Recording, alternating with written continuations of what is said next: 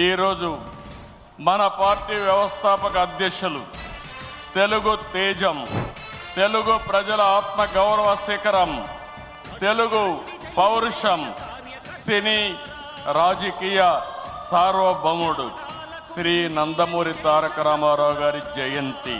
ఎన్టీఆర్ జయంతి అంటే తెలుగు జాతికి ఒక పండుగ రోజు, ప్రతి ఒక్కరూ స్మరించుకునే రోజు. మనకు తెలిసిన, మన కళ్ళ ముందు కనిపించిన యుగ పురుషుడు ఒకే ఒక వ్యక్తి ఎన్టీఆర్. ఒకే వ్యక్తి రెండు రంగాల్లో రారాజుగా రాణించడం మనం చరిత్రలో చూడలేదు. ఎన్టీఆర్ జీవితంలో ఎన్నో మలుపులు, మరెన్నో మెరుపులు, ఇంకెవరి జీవితంలో చవి చూడని మజిలీలు.